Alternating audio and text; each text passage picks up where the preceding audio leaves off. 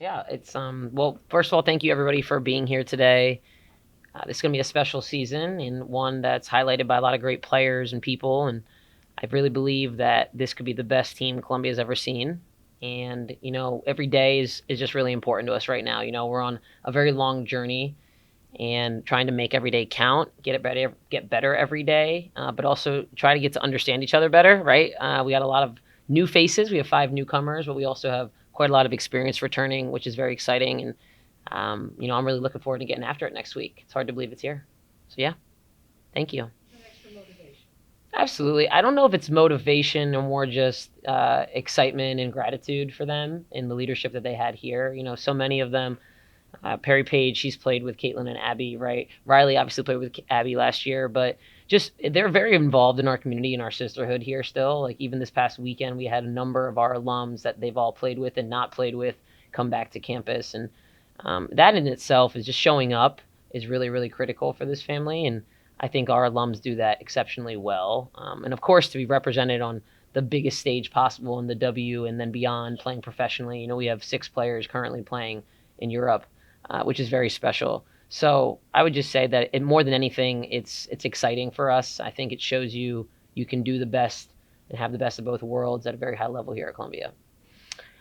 Doing everything we can just to bring great people and players to a place like Columbia University. I think that we have one of the best brands of basketball in the country, not just as an offensive program, but just as an exciting team to watch. And we were playing in one of the greatest cities in the world, and I think that as long as we can keep doing what we're doing from a staff standpoint and bringing high quality people here, that we're going to continue to produce a great product. And that's really the goal, is that this becomes a place that is synonymous with winning championships, with being a top 25 program, and graduating with an Ivy League degree. So, it's not like a complicated formula. It's really just we have to make sure that we continue to bring the right people here.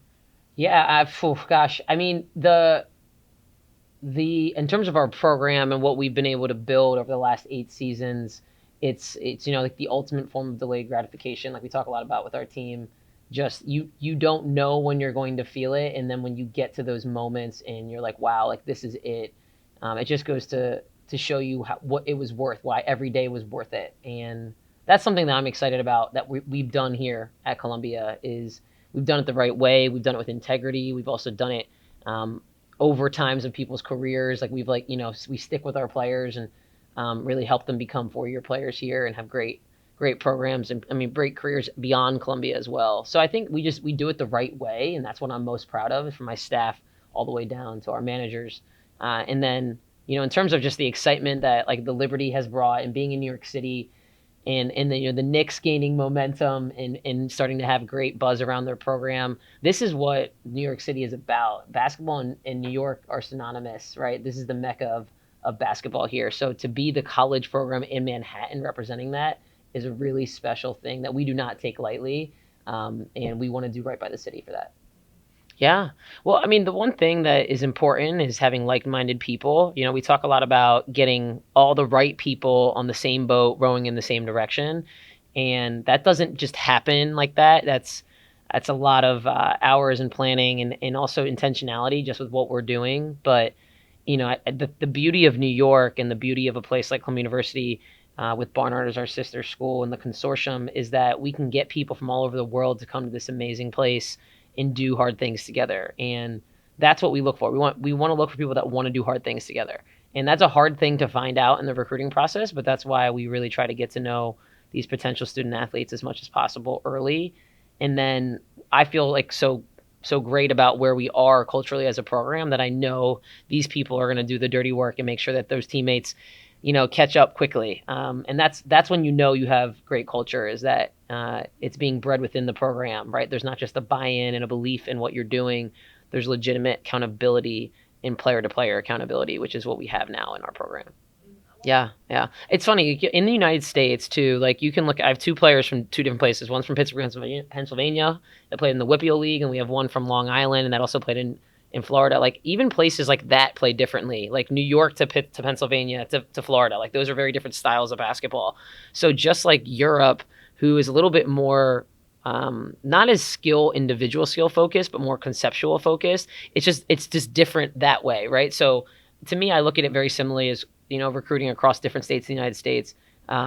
It's much of how do you put the puzzle together so that you have a fair mix of all of it, right? And because we don't want the same thing 1 through 13. We want different pieces. Hey, we want somebody that really understands the game at a high level. We want somebody that's super skilled. We want toughness and athleticism. Like, you just don't want cookie cutter images of everybody. And that's why the global recruiting has been so good to us, is because we've been able to blend this amazing product together, people all over the world. So yeah, they're young, but they're smart. I will say that, and they're very tough. It's been fun. I mean, there's been a lot more different kind of breakdowns, right? Like, you think very much about, like, okay, what can this team handle? And then you push and you pull and you figure out that formula. But they've been actually catching on really quickly. We're doing more now in October into November than we did even 2 years ago with 7 seniors. And that's just a testament to our players being locked in, holding each other accountable, and being students of the game. So I would say, although we only have 2 seniors, we have 2 seniors. One, Kitty, has pretty much started and played in every game of her college career, right? And then Cece, although it wasn't here, she has great college experience, even at Bucknell, coming over here now, being such an integral member of and driver of our culture. So it's, yes, we may only have 2 seniors, but I feel like they're extremely well seasoned. And then we have players right underneath them that have a lot of experience from last year. So we may look young from the outside, but it doesn't feel young in our gym. Thank you for the reminder. No, it's, this team is hungry. I can tell you they are extremely hungry, and I'm not going to doubt, are we going to be ready for that matchup? Are we going to be, it's a new coaching staff, a new team over there as well.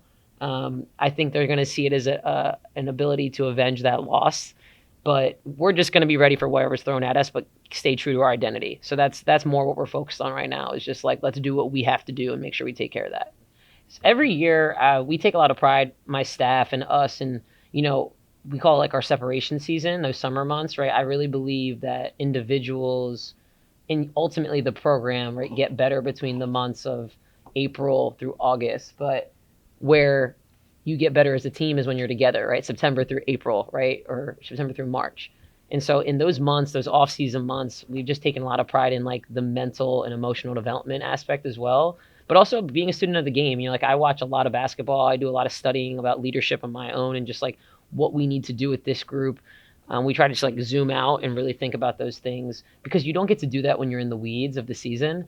So I would just say this offseason, our players are really intentional about that. Every year we read a book together.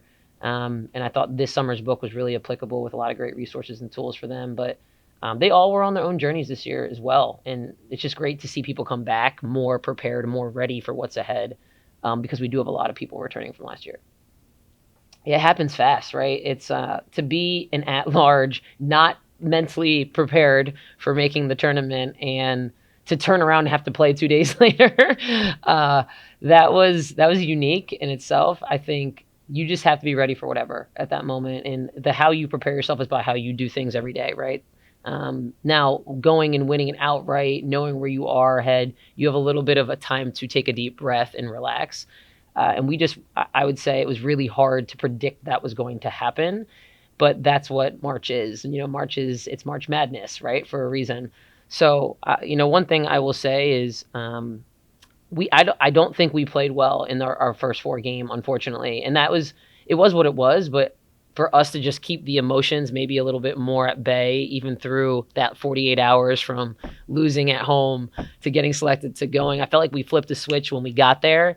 And if we can do anything to flip that switch earlier, that was probably the thing I have learned the most. Riley is Riley. Everybody's like, well, what about Abby? What about Abby? I hear that a lot. I was expecting to hear that a lot. I love Abby more than anybody, but we're ready for the next era of this program. And, I'm really excited for Riley to jump into a bigger role. She's worked really hard all summer for that.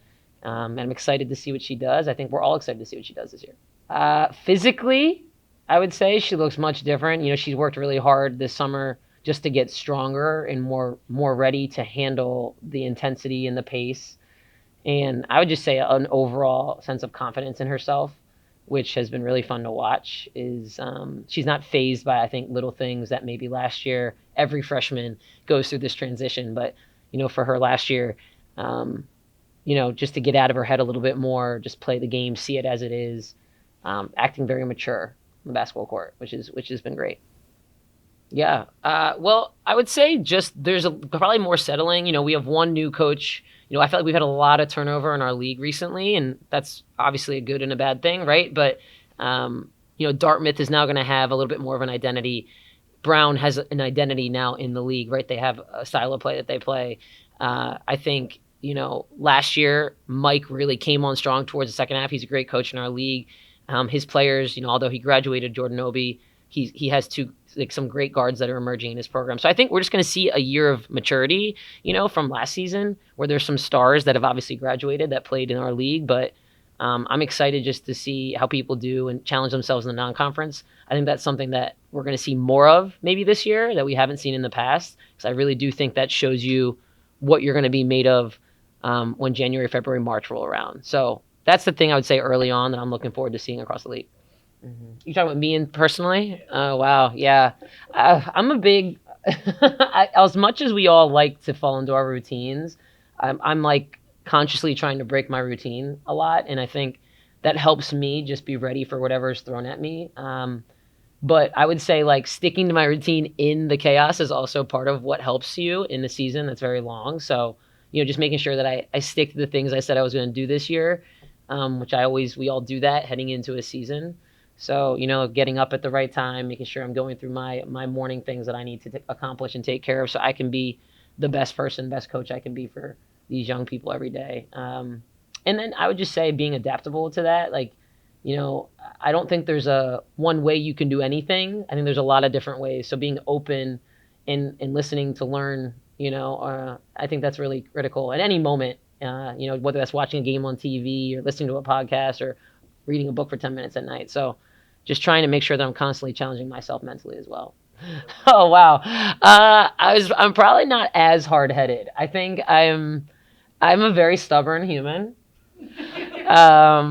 And I think when I younger, there was I was much more of there's a one way we can do this. And I think now, I do think we've evolved. The program has evolved. So we have the players and the personnel that we can be more creative with them. But now I'm just let's play to our strengths more, me included. Let's really lean into who we are. It's not like we have to be the only one thing that I think is the way to do something, if that makes sense. So I would just say that being more adaptable in that and letting them play to their strengths and having freedom. So that's something I just wasn't as I was much more rigid in what we did, I think, earlier on. Yeah.